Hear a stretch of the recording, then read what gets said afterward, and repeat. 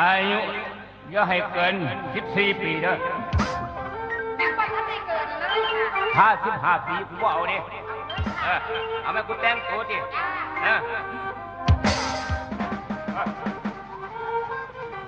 มึงว่าหน้ากูคือยังจะรอค่ะทำที่นอนนะกูสอนหน้ากูเบิ่งไปเบิ่งมามันคือยังคือยังกันสร้างต้องมึงเอารอวะมาดิเนี่ยท่าทางกูก็ดีแต่ต้องไปหานางมันงามไปเลยวะมันจะสมควรวะ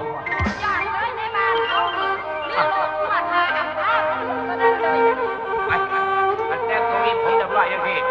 เมื่อไปถึงผู้สาวแล้วมึงพยายามบอกใครกูนะไปเลยเนาะไปให้มีจังหวะเด้อ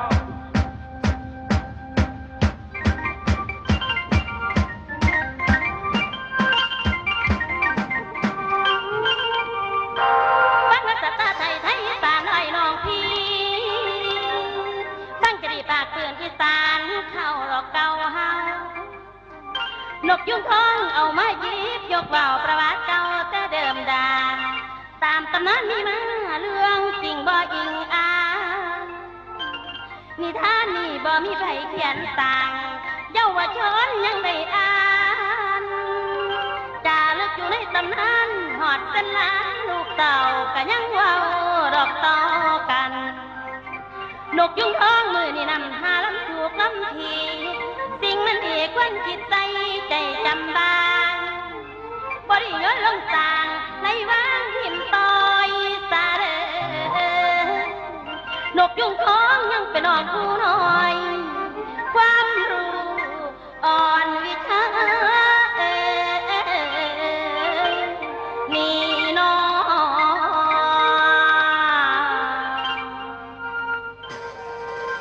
มือในนางอยู่บ้านเห็นลมทานเย็นสบายบ่ไม่ยังได้ใจกิดเครื่องคำแขนมีแต่แง่งนางอวดลูกสาวเดียวงามใดเมป่านใดเด้ป่านใดเด้นี่ล่ะจังสิได้ผัวสอนให้แม่ชมเดี๋ยวนี้อยากได้ลูกเขยแล้วว่าท่านตกขออีนั่งเป็นผ้าแขกมาบานพอดีผู้รู้แล้วเมไทยมาใหม่อีกที่สองว่าไม่ป่องเคยนอนสู้อยู่บ่อนอนในข้าวนั้นคอย2 คนเป็นแฟนความสัมพันธ์ยังจำได้ถึงสิห่างลาไหลความใครเลยผ่านคอยรักกินกัน2 เทื่อหัวสั่งอย่าไปนานกูรู้จำอ่านพอเห็นคออยู่บ่อนนอนเบาสาวเคยอยู่สอนย้ำไก่ห่างลานี่3 วันคือ3 ปี4 นาทีคือข้าวเมืองพอแต่มาถึงไก่เมืองขายง่ายเขาสูงหัวใจลอยยังบ่อยู่ถ้ามานั่งกูสื่ออ้วงกูรู้อายเขาสู่มือ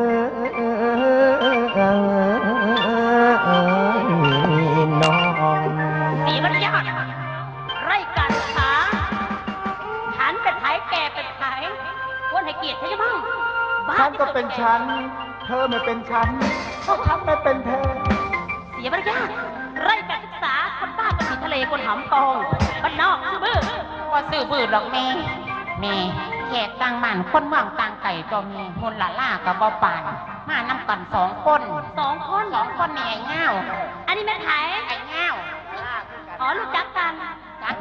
ใส่หรออีกคนหนึ่งที่ใส่คูลู่ทั้งหลังคูลู่ตายคุณพระคุณเจ้าช่วยด้วยแต่ก็ถือในสายตาตัวเองเลยว่าผู้ชายสำนักไหนแตกสำนักนั่นเด้อเลยเขาเป็นผู้ชายในฝันจริงๆด้วยตั้งแต่เป็นสาวเต็มกายหาผู้ชายใหญ่ยาวไม่มี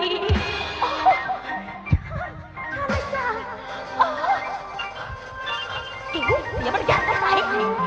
มาแม่นเขาขั้วหายหมดเลยมากินไปลูกไปจ้า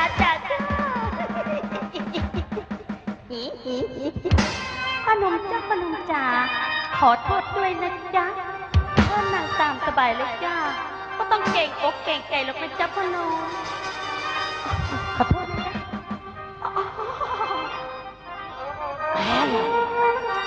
ไปแม่เข่าในขั้วหาเห็ดเจ้าอยู่น่ากินมานั่งขัดข้ออยู่ได้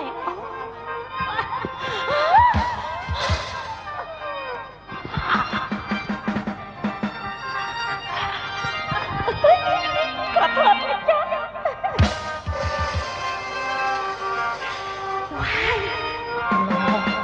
รอจังเลยเมื่อคืนนี้ฝันว่าได้โกยข้ามความฝันอาจจะเป็นจริงก็ได้พนมจ๊ะพนมจ๋าที่บ้านใดเรื่องใดกันจ๊ะพนมมาตะใสกันจ๊ะ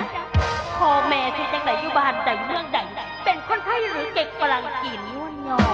มาตะบ้านใดกันจ๊ะหน้าตาคล้ายๆกันเจ้ามีจังไหนกันขอถวายบังคมท่านข้าในเสือโคลูข้าได้เดินทางมาจิตประสงค์อยากเห็นอัวข้าในเคยเห็นหน้าอัวอำค่าตั้งหลายเทือเพียงแต่พอพบหน้าจ่าเว้าอยู่สวนนั่งอัวอยู่บ่เดี๋ยวคุณพูดถึงนางอัวก็ได้หรอกจ้านางอัวมีชื่อเสียงใครก็รู้จักทั้งนั้นกันเลยจ้าคุยกับแม่ก่อนคุณลูกอย่าปากข้าสิรอกินของหน่อยจันเทวิมองดูหน้าดูตาสั่งมาละยี่บ้านใดละอีพอสั่งมางามโคตรหายมาคือไทยดอกดังเต้ยี่บ้านใดละอีพอสั่งมางามโคตรแทบผู้สาวเจ้าแม่นผู้ใดยับเข้ามาใกล้ต้องเก่งใจนะลูกยับเข้ามาใกล้มือเต้าใส่ใบหำหาจิตปากขอโทษด้วยพนมหัวใจมันเรียกร้องจ้ายับเข้ามาใกล้มือเต้าใส่ใบแขนผู้ใดหนอเป็นแฟนคอแขนตั้งกลมเกียงผิวพันเนื้องามปานลูกไทยบังบ่น้อยบังบ่ใหญ่สั่งมางามโพดไทยมาคือไทยดอกดังเต้บัดหน้าหัวยิ้มแย้มมาคือรังอินเขียนเดินวนเวียนอยากกอดชมดมแก้ม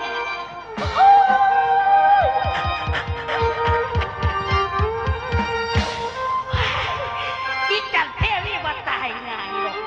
อายุเงื่อนไปอีก3 ปีพบเป็นอย่างไปแล้วลูกซึ่งจะเป็นใครแล้วเนี่ยเดินวนเวียนอยากกอดชมดมแก้มเป็นบทแซมลูกเคยเมงลูกสาวแล้วครับนี่ลูกนี่เป็นบทแซมลูกเคยเมงที่ซับเปเกียงไว้ลอยว่าอำค่าพลางน้อยลูกสาวลาเมอยู่เฮือนนี่น้องจ้านี่แหละจะเป็นเขตดินเมืองกายว่าอำค่าพลางน้อยลูกสาวลาเมอยู่เฮือนนี่แหละลูกกีฬาเมอยู่เฮือนนี่แหละลูกเมื่อนานแล้วผมมึงกับใครเอาข้าวเลยเบิ่งคุณเบิ่งห้าเบิ่งผิวพรรณวันนาคือสาวอวยจะตายเลยกูรู้สงอายนางผู้ว่าเป็นพระมารดานางอัวเป็นเพียงจิตสำรวมตนทีมารยาทเรียบร้อยคารมรินอ่อนหวานแม่เอ๋ยจ้ากูรู้ไก่ห้างบ้านประสงค์แต่หาสาวมีใจคิดเป็นห่วงน้ำแต่นางอ้วงจนบ่านอนฝันละเมื่อน้ำทุกเศร้าคำย่านหลายเดย่านแต่ดวงสาตาตำบ่สมนางกูซื้ออ้วไม้สอนย่านแต่เฝ้าทำตัวไปทั้งย่านแต่ส สาวผู้ไกลบ้านบ่สงสารตันตองกูรู้บ่มีพอ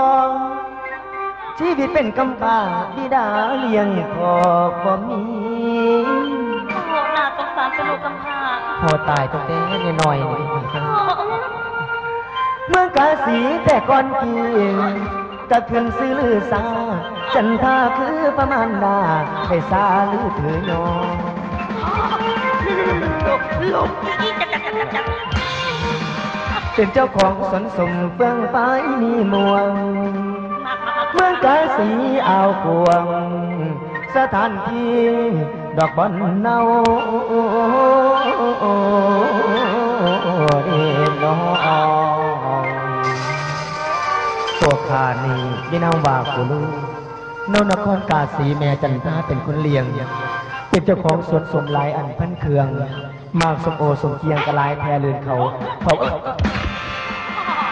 ลูกอีจักฆ่าอีขี่ที่แบบส่งเที่ยงเกือบไม่กูมาหูกับศัตรูหมายเลขหนึ่งตาย ไปเงากูเลือกว่าในกูเอิญกูไก่ข้างไหนลูกอีจักฆ่าลูกอีขี่ที่แบบส่งเที่ยงไปมาข้างไหนมึงไปข้างนั้นไปเลยไปเพียงละแม่ฟังครูอธิบายก่อนแม่ครูไม่รู้เรื่องไปเดียวนี่แม่มันขี่ที่มาส่งเที่ยงมาเดี๋ยวมันกระแทกไปมึงต้องมาขัดขวาง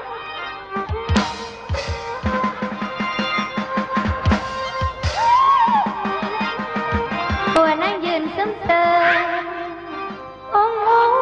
ยบอกลืมยืนฟังเสียงอีแม่หายสั่งอายดอกของใดว้าวไปหาแม่ไว้อย่าเฝ้าด่วนน้องคนหาพี่พลูไอ้วะพี่พลูบ้านนี้มึงจะมาต้อนรับคนมึงกาที่ไปแม่ขี่ที่กูมาต้อนรับอยากมาลงทางจังไรนี่ลงบ้านให้มีสงสารอายใช่ผู้ลูกบ่หมดเลยดังจนเลืองอีแม่อายน่าสันกระเซ็นที่ผู้ลูกกระเต้นฉันน่าลาตาเสียไล่อายนี่คืนเมืองเรื่องอีหยังสังอายชายผู้รู้บ่ทันรู้อย่าดูดันดูใส่อารมณ์ปันปูถ้าไม่มันชัดแก่อย่าสังอายเม่นไหลถึงแ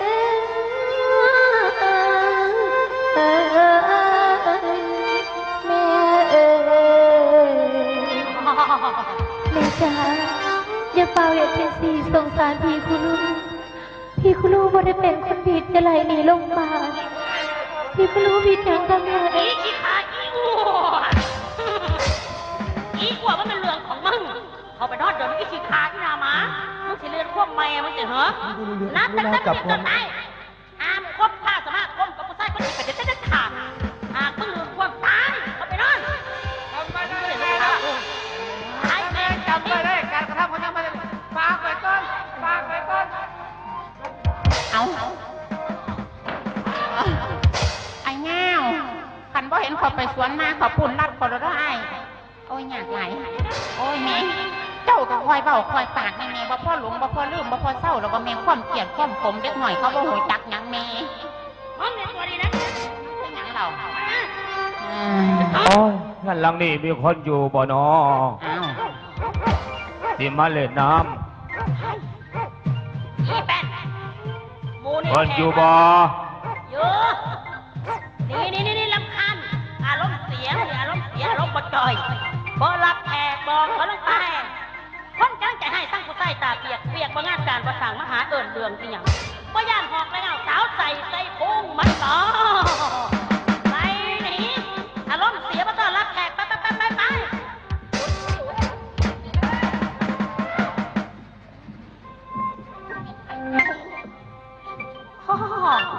แม่นผู้ใดละแป้ง ดีมากนะดีมาก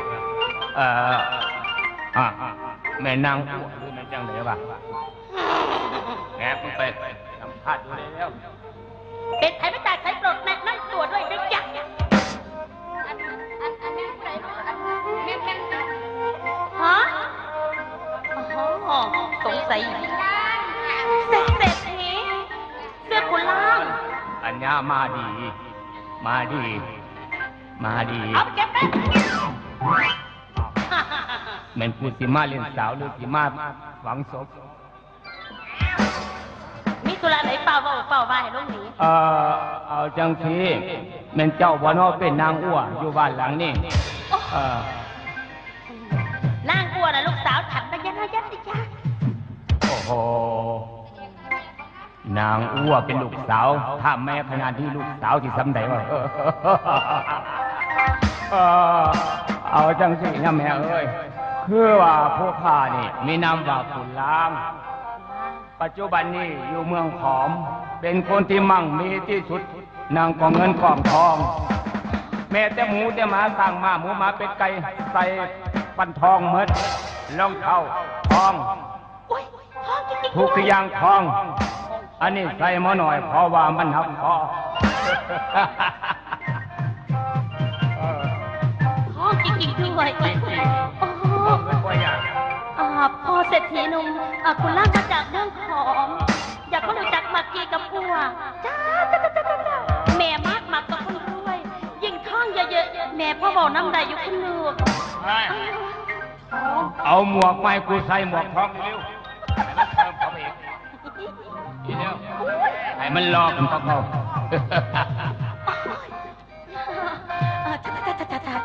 เจ้านันว่าเจ้าอยากมาเห็นหน้าอัวอำค่าได้ยินแต่คนเมาคนสาวัตี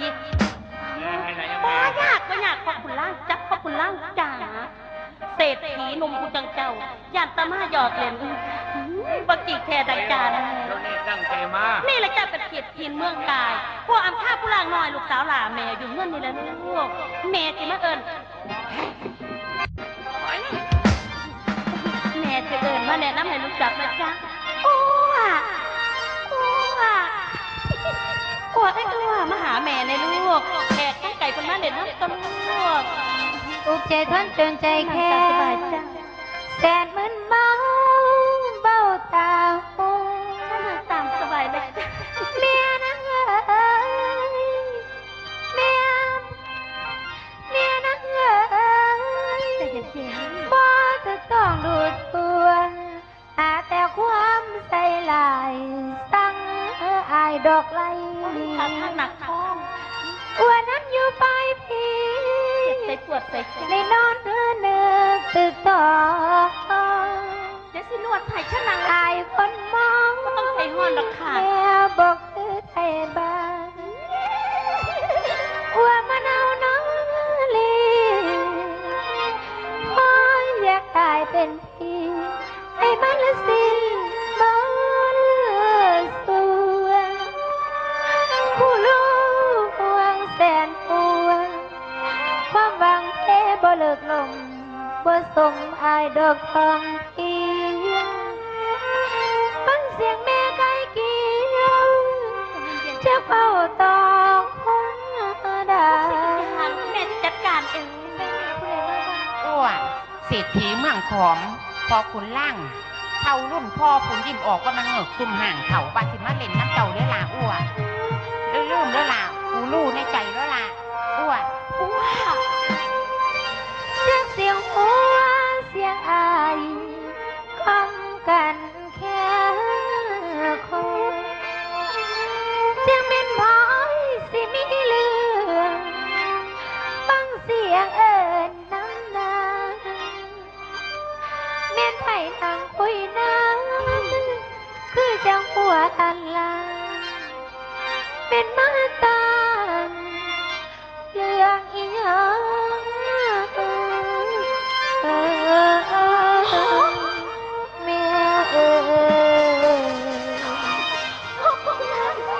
แม่แม่มีเรื่องเราเอิญดวนมาอย่าง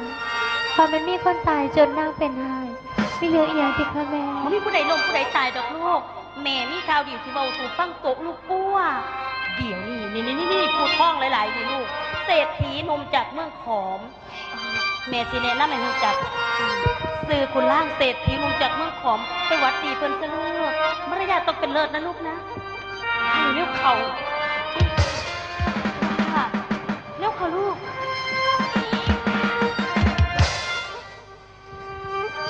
ไปวัดดีกันลูกปะหน่อยหนุ่มมาท่านรู้จักอย่างหนักจ้าเชิญตามสบายนะจ๊ะพ่อคุณล่า นี่วะ วัดดีเพิ่นซะเลิก วัดดีโอ้ย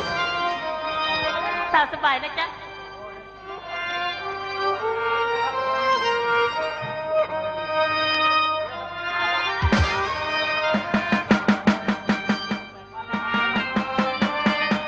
โอ้ยมีเท่าได้ให้หมดเลยนะแม่เว้ยอยู่เพื่อนอยู่ซันก็อยากฮะเดี๋ยวมึงแอบเบิ้งลูกพี่เดี๋ยวกันเด้อแอบเบิ้งไอ้เสียงมึงเดี๋ยวกันโอ้โหแม่ก็ให้ทายแล้วเว้ยได้ทีคาแล้วเว้ยบ้านนี้เราจริงสิแม่มาบอกเคยมีผู้สาวงามพอดีเถื่อนี่แหละคุณครูของคุณล่าง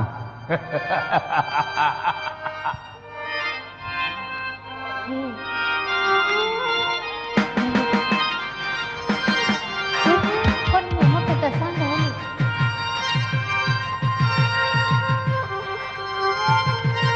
เนี่ยมื่อนี่ให้พี่คุณลังว่าวนำเจ้าความเนี่ย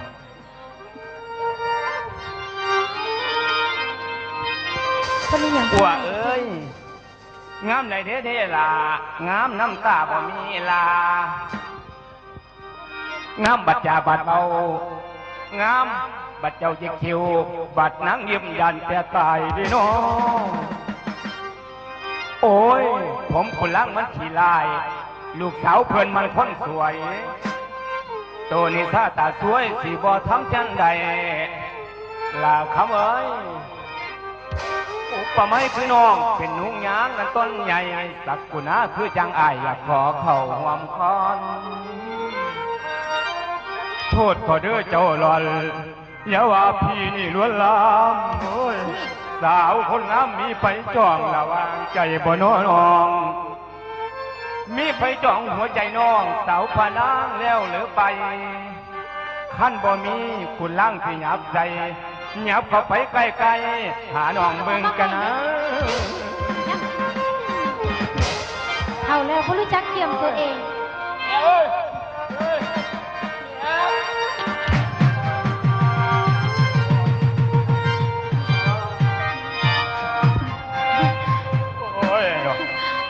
เปิดพักน้ำเปิดไป ผู้เอ้ยผู้สาวยิกผู้สาวหยอกผู้สาวสับมะกอกนี่นะผู้สาวบอกไปหาเอาอีกกันเอาเว้ยว่าโอ้ยงามแต่ละนับมาอีกปัดนะอ้วกครับเอ้ยคุณล่างสดสุดแล้วแนวปีไส้สกุลตำแต่มีเงินทองหลายแล้วเปรียบคือเสื้อเขากำคำเอ้ยแม่นติดตำแล้วติดซ้อมเอาไปหนึ่งกระบอกขาวอ้วนั่งนั้นเปรียบคือเสื้อเขาเจ้าขาวอ่อนในลมสีรัศมีมันผิดกันหน้าต่างแล้วคนสัน เขาเป็นแต่สร้าง พี่นี่เนาะเปรียบคือขันทองหาวท้องเขาจีตากัวเปรียบคือแนวคู่หัวแม่นติดตักใส่น้ำบางสามมือกะบ่เต็มเจ้าเอ๋ยเจ้าเส้มเล่มเม่นบักคาได้เด้จังสิได้ไปเล่มบักหอยจีมูนแม่ยาสมกับคำเพิ่นสาสวยสะอาดแต่พาลงมายังมนุษย์คนผู้ล่างเอ๋ยเบิ้งทั้งหลังแล้วกะเบิ้งทั้งคนกะดนปีตีนผมหนุ่มฟังอำพ่อนอนขันลมเลยลงไตเบิ้งวันไหนกะพอแล้วผิวพันเจ้ากะคองลาน้องสาววันกระดองเต่าเจยอย่าน้อยสร้างบ่อปาน เท่าเลยยัง หลักขันบ่ยันน้องให้น้องได้เสียสีสินอนมีนอนหมุดสินอนพุทธนดันเบิ่งสวรรค์อยู่น้ำนองโอ้ย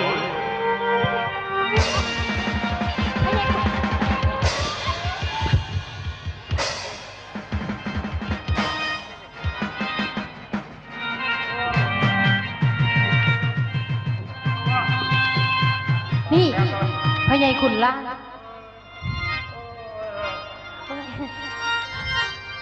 เท่าเลยยังบ่จะเกี่ยมตัวเองผู้ให้กับผู้ให้ยังนิสัยบ่ดีอีกโอ้ยขุนล่างความบอกว่าพี่บ่ทวนขอบสังขารสร้างบ่มีความอายหาต่ำหัวลานเหลียวบางนี้เหลียวบางผิวพันเนื้อแขนขาปันหังตองหน้าผากย่นควยเท่ากับบ่อปางหัวแห้งล้านผมออกสองสีตีนมือดำคอแขนปันมันคุณล่างย้ำหัวยิ้มห้อยปันคมทานอ้วนนั่งเบิ่งลำคาญพ่อสิหากสิทนเม่นหน้าทีลา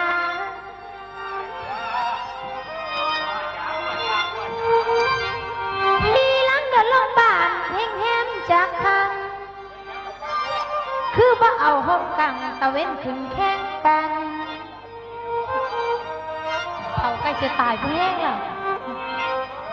นี่เดี๋ยวอย่ามาไกลเลยนี่หัวแห้งล้านผมงอกสองสียังบ่ทันมีเมียแก่ตายเต็มบ้านเป็นแต่เสียได้หายเงินหลายบ่มีค่านี่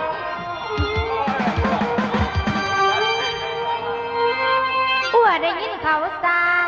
พี่ล่างเป็นบ่าวเทาสงสารเจ้าสร้างบ่ตาย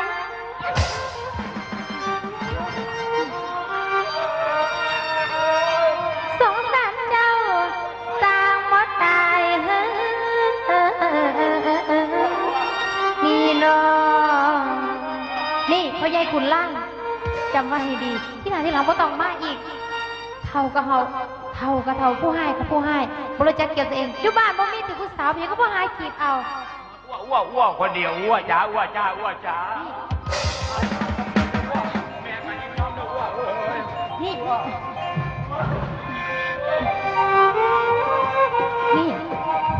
มื้อนี้อ้วเป็นซึมเศร้าวินเวียนปวดเมื่อยเวลาอ้วบ่วางให้วันหน้าก็อย่ามา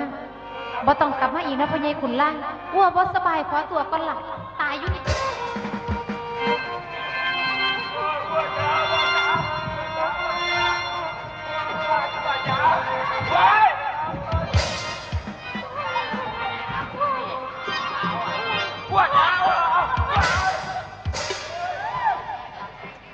คุณพ่อคุณเท้าช่วยด้วย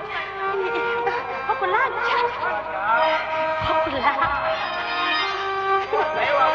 บ่เป็นผัวลูกแม่มันลูกพ่อคุณล่างช่วยแม่ช่วยเป็นไหนลูกเป็นขาพ่อคุณล่างอ้วมากหลายอ้วมากหลายทำจริงอยากได้คุณล่างหลายดีใจจังเลยเต้นยองคงล่างเกือบตายช่วยด้วยแม่ใจเย็นๆลูกธรรมดาผู้สาวมาต้องออกรูปแบบนี้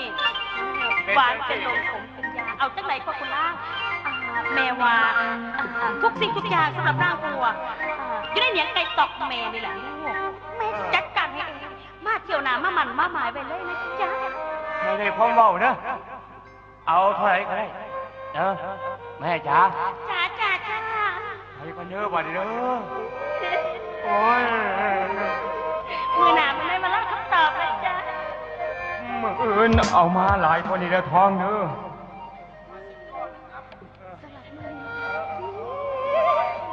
ท้องจริงๆด้วยมัวกาย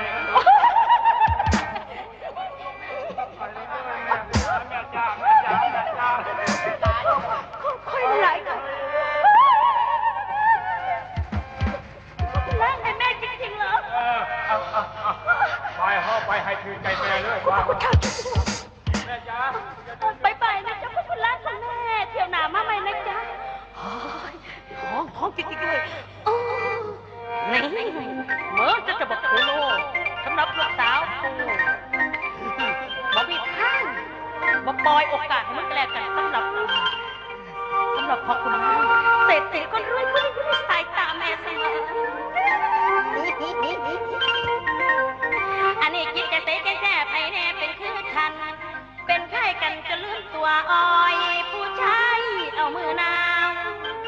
ปล่อยลูกสาวให้ข้าบวงจักเขาลวงหรือเขาอ้อยเห็นทองคำเพียงนิดหน่อยตาหน่วยคอกำปั่นสาวคันสินีเอาเห็นผู้ล่างมากาวเอากะขั้นใส่ดอกบานกอยม่านดาอ้อยลูกสาวตั้งบ่ฟังให้มันหูบักผู้รู้เอาน้ำกัน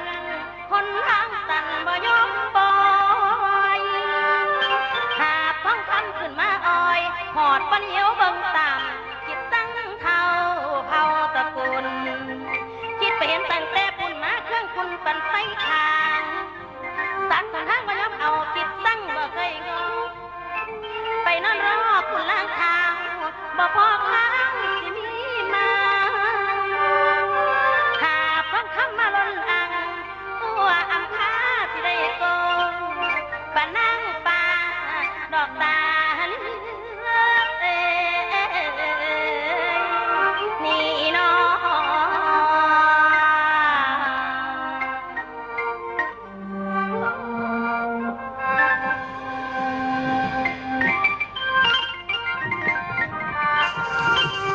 มองดูเมฆโคเศร้ามันเป็นเงางมงนเมฆหมอกป่ามันไหลข้ามป่าเขียวไหลกายเกี่ยวเปิดปองลมบนลมตีฝนส่งหวยทำเตือนบางที่ใดมีไก่ก็ได้สั่งอากาศแรงขนินแห่งดอกไม้คงหัวปาก่อนในวังเขื่อนขามองเมื่อกบเกียดน้อยมันหอยเศร้าดอกอยู่ผู้ป่าไม้คือตัวข้าวคู่รู้บ้างได้นอนหำถึงยามแล้งยามคำน้ำตาซึมอังเบานอนเศร้าดอกป่วยใจย่านหลายเด้ย่านแต่หักขันบ่ได้กำแพงกีดกันขวงผู้รู้มานอนตองบองทางบ่เห็นซ้ำมือหนึ่งเด้อมือหนึ่งมองไปกำทั้งเมืองกายสายลงทางขี่ปลาไหลผ่านบ้านบ้านโค้งหวยคืนคนทางคนทางรักว่าลับเดินมันด่าคืนบ่เห็นใจอ้วนางพี่สิมองสาวได้จังสิคือมองอ้วงจนลืมป่าลืมเขาเป็นหลงลามึนเมาบ่เห็นเจ้าออกมาพามลานางหรือคนมองจ้องนานลูกสาวหลักสวงมันดาวนำทำดี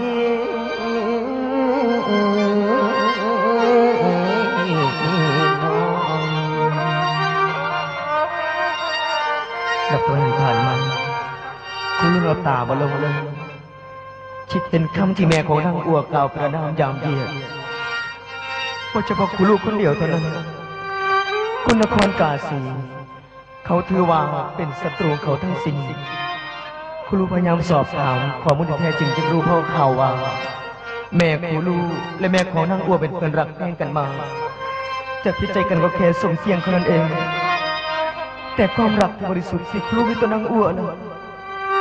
คุณลูกต้องบอกกับแม่ไปขอนางอ้วเพื่อทุกสิ่งอย่างจะพบความสำเร็จบ้างเมนเป็นอย่างน้อลาลื่นตัวปลาอาหารแรงเต่าบ่ยอมลำเมนจะไม่เรื่องงอนใจเจ้าอีหยังลาเป็นหยังคือบ่ซื้อมาบานมากินเอากินคุณลูกมีเรื่องสิบ่ให้แม่ฟังมีเรื่องอีหยังลาบ่ให้แม่ฟังพวกใจต้นจนใจแค้นแสนมึนเมาสิเว้าแม่ล้อไปโดนยันแต่ผู้สาวนี้ไม่สอนสิลืมอายผู้อยู่ไกลนครกายบ่แม่นอยู่ไกลไกลย่านนี้ไม่ใจสองอ้วนมีผัวของย่านที่ตอมใจซ้ำอีกใจหนึ่งมากันนิ่งถึงกำมันดานนางผู้ปล่อยดาวย่านแต่ควงกีดกันสังอายบ่แต่งตามอีกใจหนึ่งคันสิร้องว่ามีใดหัวใจเรียกถามหาจนลืมปู่ลืมป่า บังหาแต่นางอ้วงแม่เอ๋ยเดี๋ยวมีผู้รู้เท่านอนหนาวหัวใจสั่นไปอารมณ์ควรปัน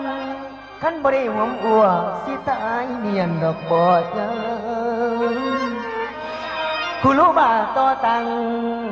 อยากหูบอนตอนมันโจมถ้ามันได้ไปพบก้าวขอนางอ้วงให้แม่ลงไปจ่าเบาขอเอาหามือแต่งชื่อว่าความมาแข็งผู้รู้ทนบ่ได้จะเห็นหูดอกเรื่องเล่า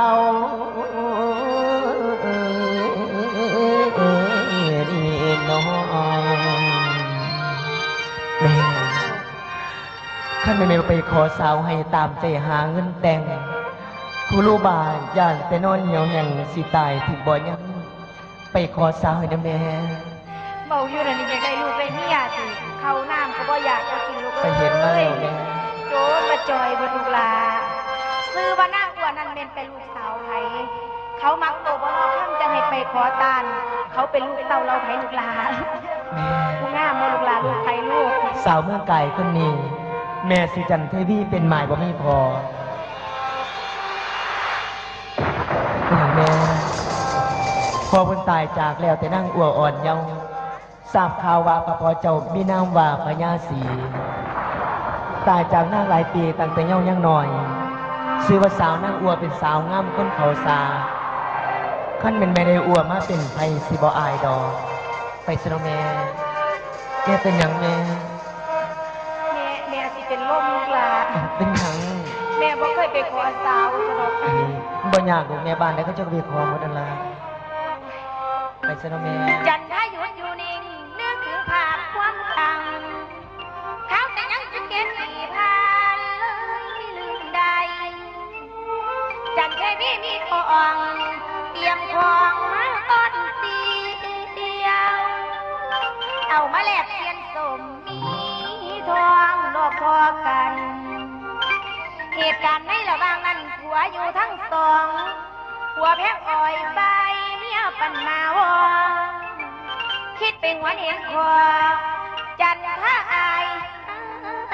ขัวลิน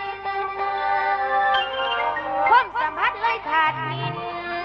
จันเทวีย่านบ่เบาย่านเล่นหน้าเป็นไรคือ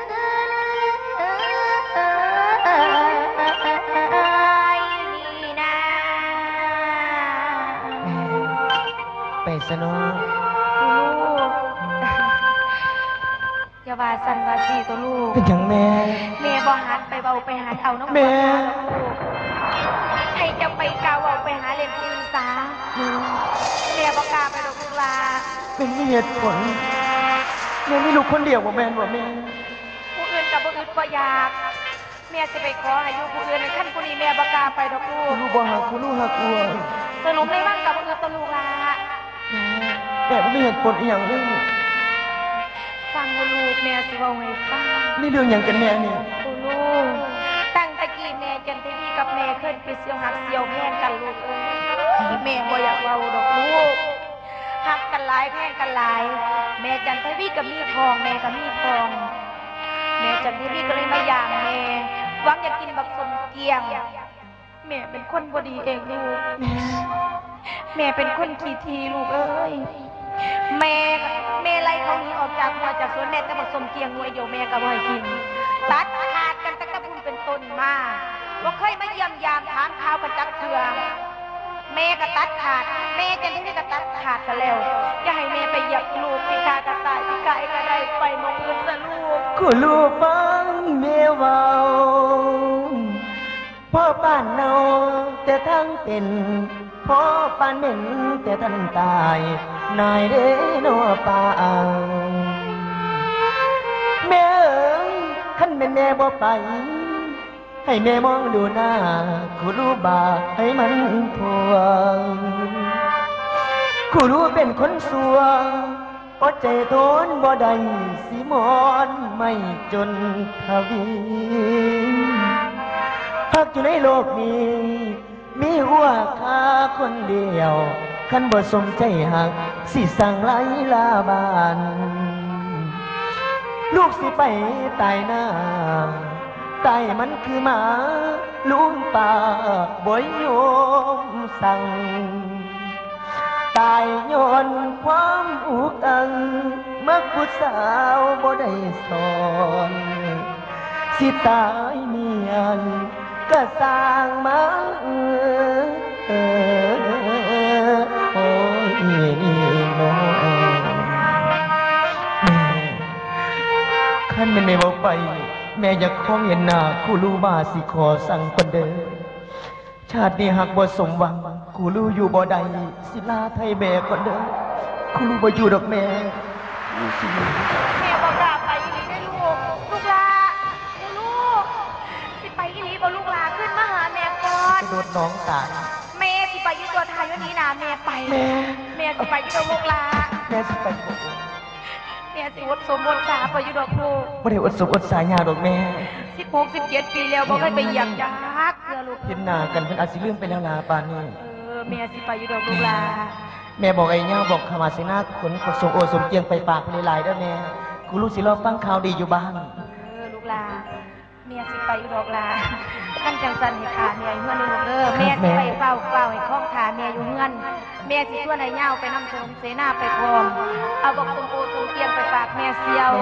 ร่างเธอโชคดีนะลูก กูรู้สิถ่ายอยู่บ้านเด้อแม่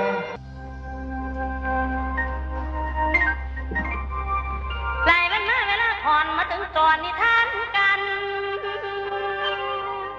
คุณล้างความควันปันไหนเอาเมียเต่าตำหน่อยบ้านด่าคอ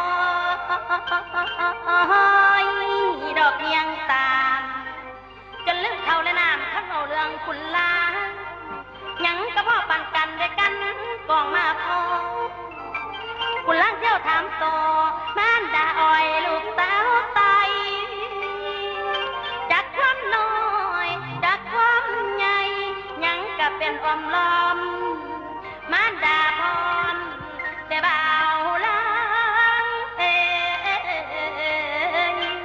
นี่น้อ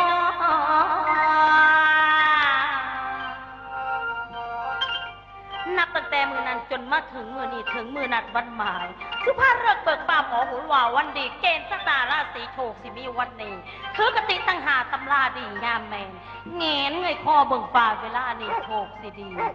นัดหมายกับคุณล่างว่าสิมาหมันมาหมายนางอัว มาวันนี้หลายวันมือ คือแม่ย้ายเสือเอาคุณลังไปเฝ้าฉันนี่คอยยอง แสนพี่น้องกับว่าหามคันิ่งคิดจะเป็นคันิ่งแฟนผู้เดียวท่อนทอเอาละนอเข้านี่ใจดีซอยซื่นเดินเกี่ยวขึ้นควงเขามาถึงบ้านกะลวงไป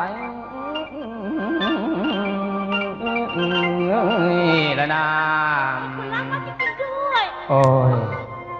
หนักดีเม็ดเท่าเอ้ยหนักเงินหนักทองดี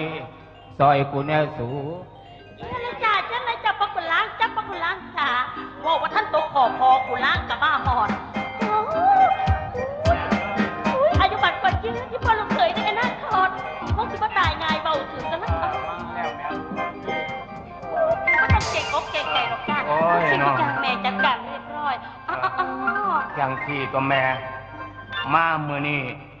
ถึงวันถิดวาสิมาขอมันถึงวันจันทร์วาสิมาขอแต้มแท่งประใดกับวายานว่าจะได้อ่อนหน่อยไปเข่ากอมสองสร้างกับห้อยงัวกับห้อยเนี่ยก็ห้อยทองคำเต็มถุงเต็มไทยมาเรียบร้อยแล้วจริงๆเหรอจ้าพกุลานเอาข้าจะศึกษาผู้โฆษณาว่าจะส่งกับใจขอบพระคุณไว้เหนือเก่า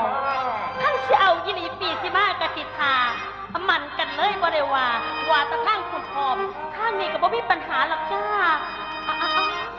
แม่เลยรับขันมาพูดเลยเถอะแม่ยายผู้ดีตายคนเราก็เจ้าคุณทองสำหรับสิ่งของเรานี่เงินคำกำแก้วเพชรมิ้นจินดาของแท้สิมามันน่ากลัวจะปากไก่ไอ้ดังเดี๋ยวกลัวสิตื่นตัวก่อนเดี๋ยวนี้เมนห้องคาดองย่างละเก่านะจ๊ะ ให้ยางละ10เด้อแม่จ๋าเอาเลยบ่เป็นอย่างหรอกจ้าเอาจังซี่ซะแม่สินัดมือนัดเต้นเอาจะจอดจังๆอย่างนี้นะครับพ่อคุณล่างเกาหลี10ดีอ๋อเดือน12มีเก่าคำดีว่าจ้าพ่อคุณล่างฮะเดือน12มือเก่าคำเอามือ19คำป่ะเดือน12มือเก่าคำจ้าเอาว่าเป็นมือ19คำมือ9คำมือนั้นแห่ขันหมากขบวนให้ยิ่งใหญ่ให้สมเกียรติสมศักดิ์ศรีนะจ๊ะสำหรับมือนี้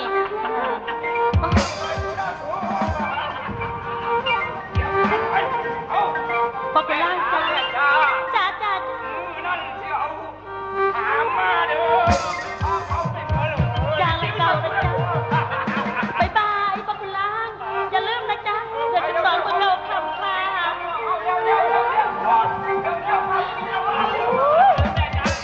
บ๊ายบายจ้าเดือน12มือเก่าคำนะจ๊ะว้ายตื่นกันเลยก็ดีใจแล้วที่สุดจันทกรรมไฟพี่เสี้ยวขี้ที่เดินยองลูกใช้กองมันด่าอุกทุกใจสิเป็นบ้าย่านเขาแนงตั้งนาคันไม่ตามาเว้าเสียวยันเทวีย่านบ่เกี่ยวลูกสาวเดียวยันบ่ได้น้องให้ดอกไม้ตรงหลายปีมาได้เอาโอเห็นงอคนชมคนเฮามีคนอันดังฉันอยู่เดียวนี้เอาความดีมายอมได้ข้ารถบานมาเว้าเบิ่งจันทายังมาถึงส่วนเสนาขึ้นสู่บ้านไปจาตานขึ้นนาง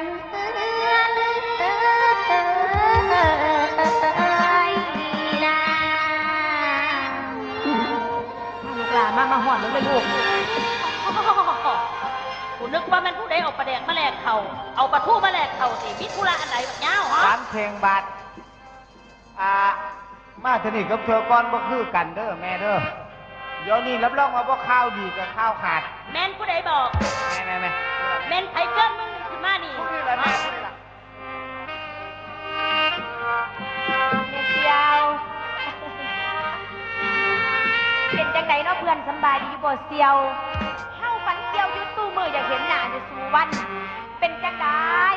ปูปลาเขาเลยน้ำปีนี้เป็นจังไดฝนตกดีบ่แม่เสียวไผเป็นเสียวมึงพวกเจ้า2คนนี่เชี่ยวกันไผก็ฮู้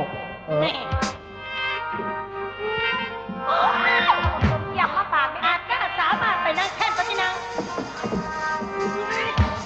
โทษถึงประหารที่สุดมากสมเกียรติพวกมาอย่างฮะเอามาให้แม่กินนี่ล่ะได้ยินข่าวว่าอยากตั้งแต่17 ปีก่อนเศร้าอยากละสิเศร้าอยากแล้วคือเศร้าไว้แท้กูก็อยากหัวก็17 ปีนี่ได้ล่ะอยากก็ได้กินยังไม่ได้กินยังกูอยากก็ได้กินอีแต่ถ้ามีธุระยังเปล่าว่าลงหนีเวลากูเป็นเงินเป็นคำอารมณ์บักจอยสำคัญมีดอกแม่เสียวตั้งจังสันบริมาดอก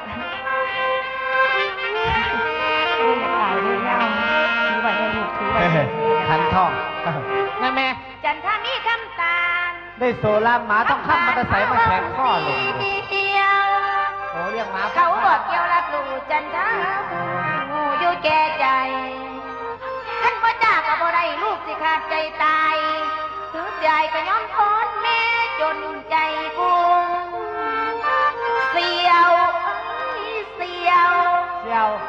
ไอ้เสียวมึงพวกเจ้าเชี่ยวกันเท่าสิมาไม้ของว่าเป็นของความแพ้มาเป็นแฟนความก่อยเป็นสร้อยดอกหวมคอโบกันสะจ่อจอยหูบอลก่อนตาย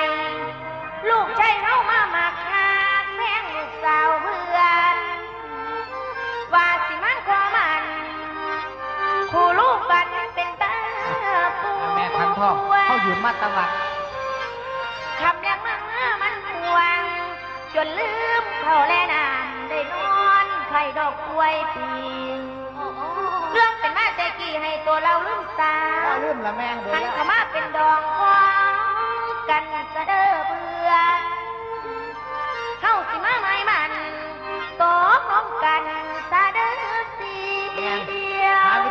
อวยท้องใส่กัน สะพานในคงเกี่ยวย้ายมันนานห่างขันบางทีมเป็นปล่อยไหลนะเสียวเขาว่าสิมาขอมันสาวงามนางอัวคาเอาไปเป็นลูกไผ่โตสิบาวาจังใดแม่เสียวขันมากละไม่มาขอคนนี้ละแม่เสียว รับรองว่าขันซื้อมากครับตรวจบ่ทั้งไตบ่มีว่าแหวนครับต้องบ่แม่นขันพระขันตู้ข่อย กูลูกมักนักอัวหลาย โอ้ยมักแห้ง มักแห้ง เขาน้ำก็ว่ากินจอยเบิร์ดเดียวเอ้ย เมื่อกี้เขากินน้ำมากินแต่สุกไก่ ฉันบอกมักหลาย มันมัน แก้วนี้ เด็กขัดชอบ ทำแบบนั้นตัวลงเพื่อนคนนี้มึงมาข้างไหนมึงไปข้างไหนที่จันท่าอีทีทีกูก็มักนอนมักแนวมึงหมากสมเกียงหมากเดี๋ยวมึงกับแพงกูอยากกูขอกินมึงก็มาให้กูกินตายอีจันท่าก่อนสิมาไหมนะอีจันท่าอีทีทีก่อนสิมาเรื่องนี้บ่อายนะเบิ่งเจ้าคอ ผู้ว่าพวกเจ้าเชี่ยวกันแม่ กูบ่มีพี่น้องนี่ญาติก็มึงสังหารไป 17 ปีก็เป็นเซียวขนาดซื้อมาเป็นเซียว กูบ่อยากกูบ่มีสันดานจิตขามึงทะลึ่งไปเฮ้ยคนนี้กูบอกให้หูมึงจะข้างหน้ากูบ่มีพี่น้องนี่ญาติซึ่งสหายความสัมพันธ์ขาดกันแต่เข้านั้นลูกไส้มึงมักหลายสิ เซียวเขามักกัน ลูกไส้มึงให้มันตายมากหลายดอกสมคืนแค่มึงขึ้นไปบ้านลูกให้มึงไปบอกข่าวซะเด้อ ไปบอกว่าจังไหนเดียว บอกมาทางผู้สาว เขานั่นนี่คู่มันคุณล่างนั้นกูสิเอา ไผบ้าเดียว กูนี่ละว่า โอ้ยสร้างบ้าน แน่นอนเศรษฐีเมืองของพ่อคุณล่างเดือน12มือเก่าสิเขาแต่งงานจองแสดงความเสียใจฝากไปทางบ้าน บ้าเดียว กูนี่ละว่า โอ้ย ผู้ สร้า สาง ว บ้า สั่ น งนางหน้าอย่าน่าจาก็ตามสร้างโตของมึงกะชันยางเวลากูปัดแห้งหน่อยกูเหม็นหนาดอกเบื่อแห้งกูทนเด้อไอ้เงินกูเห็นจำไว้จื้อไว้กูบอกว่าจะไม่ได้ลูกสาวกูมักนอมักแน่มึงขี่ที่แพงกินมึงบอก นะแม่แต่จะเบ่งแห้งหลายอีก2 นาทีระเบิดได้เจ้า แม่เซียว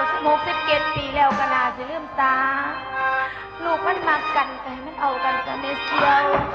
เอิ้นลูกสาวมาถามบางสะกอนนะฮะเขามักเขาหักกันนั่นเด้แป้นคอยนั่นเด้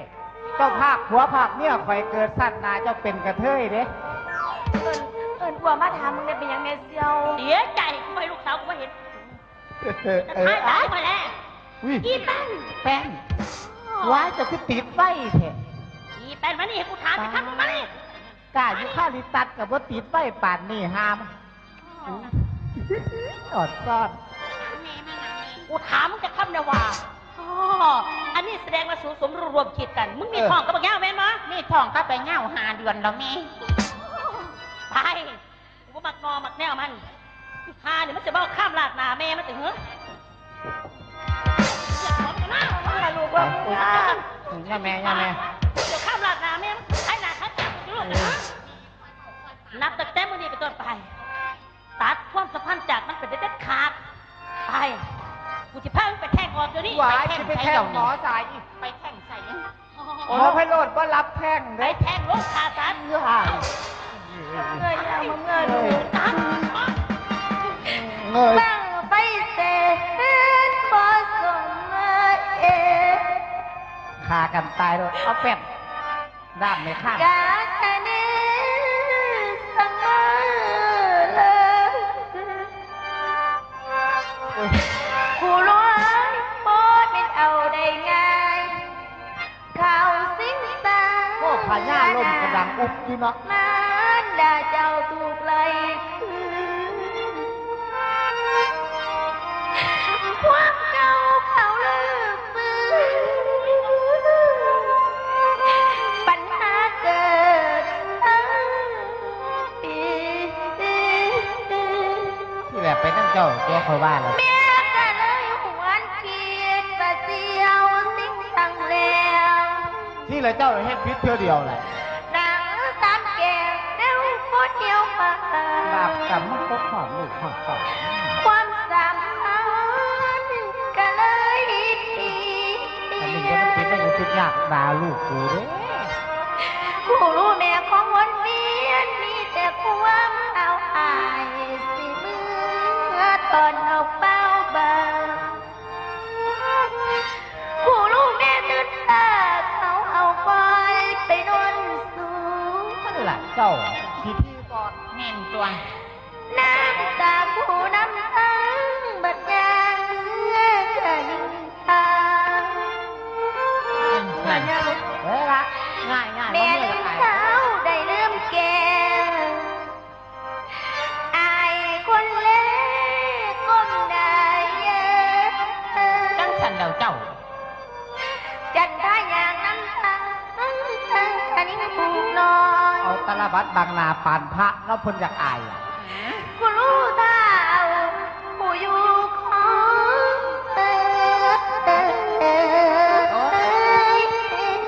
นอ ได้ตนศาสตร์งาซะ ไปเอามาเมื่อลูกหล่ะ ไปหรือเมื่อล่ะ แม่อยากอายคนก็แห้ง อยากอายเจ้าก็บังหนาเมื่อโลดจังสันล่ะสมพ่อเว้ากับบ่เว้าสมพ่อวาเจ้าก็จังวานนะแม่ นี่ อืม เขาว่าเว้ายังตามใจเจ้าของมันบ่ทาปานใด อ่า เว้าสักวันจังคืนน้ำก้นมันคืนบ่ทัน แม่นตัวไอ้ง่าว ตะกี้ขี่ที่ขี่ตังแม่ข่อย เอ้า เอาว่าคุณแม่ตัวนั้นต้องทีมาแต่ใดตัว อ้อบอก พ่อแม่แล้วก็ทีเด้ บอก ปู่ย่าแล้วก็ทีเด้ บอก น้องนุ่งแล้วก็ทีเด้ บอก สารรูปแล้วเมืองให้เจ้าเนี่ยเมืองตัวข่อยนี่ทีหมด เอา เป็นเหมือนบ้านเป็นหอดพระอยู่วัด ไว้พูดสร้างว่า เจ้ารักษาสุขภาพด้วยเจ้าเด้อ ไอ้ง่าวจังไดเขาก็บ่ให้กูรู้อันบ่ให้อันคุณล่างเอากับอันนั่งอวดดอก น่ากันไว้ คอย เจ้าก็ น ค่อยไปค่อยมาระมัดระวัง เอ เด้อ อ บ่จำเป็นจะไปแลนบ่จำเป็นจะไปขี่จักรยาน มันเป็นหยังเหล่า คนมีลูกขี่จักรยานนี่จะได้ห้าเขาลักท้ายลูกนี่เนาะคอยอยากอายย้อนหลังคนละเว้ย ไอ้ง่าวเอ้ยคอยมีทองซ้ำนี่คอยสิรักษาเนื้อสาโตคอยสิพยายามกินโกโคตซูมือ โอ้ยน้องเอ้ย โอ้ยจะมันเห็นมันตองเนาะ ให้ค่อยไปค่อยมา มันเป็นหยังเหล่า เจ้าจะแลนเด้อน้องหลาอายย่านเจ้าหลูรู้ โอ้ย เอ เป็นป่าเท่าหาไอ้ง่าวคอยสิกินโกโคตซูมือคอยย่านลูกพอมากเป็นโปลิโอ ไปส่งข่อย จังสันล่ะ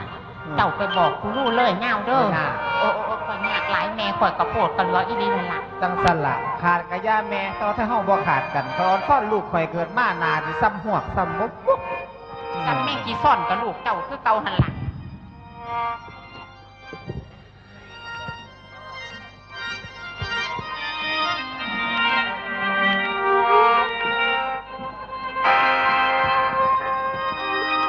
เนี่ยเมื่อเดือน12พายสายลมกายเย็นอ่อนหนาวเข้ามาทรงหอนผู้สาวอ่อนผู้เบาของ บางคนรอแต่เดือน5คำสัญญาว่าเดือน4รอไปโดนมิสซิลีผู้สาวหอบพอพาไปหาข้าอยู่ต่างแดน บางคนเป็นไปมีสู่นอนอดสู่จนไข้ป่วยถึงยามสวยกอดแต่เราจนลืมเข้าเบื่อเปล่าบางคนละสีแหลเขียวแดงดำด่างตัดใจยากก็ห่มกังขันบางใบรถประทังขอแฟนน้ำมาถึงคันกูรู้ปั่นน้ำอัวขา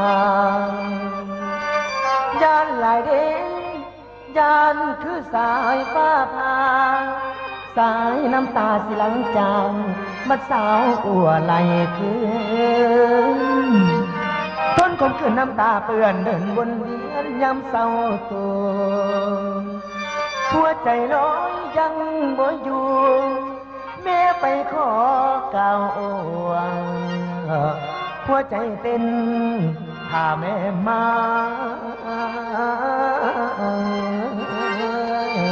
นี่น้อง แม่ไปขอกล่าวอวดกูลูกคอยแต่ฟังข่าว แม่กลับมาจากข่าวดีข่าวหายสิมาเว้าสู่ฟังจากว่าเป็นทรงใดบ่แม่ไปขอสาวก็ได้สมความมาความปรารถนาบ่บุญเขาสิมีรับมันให้บ่บุญ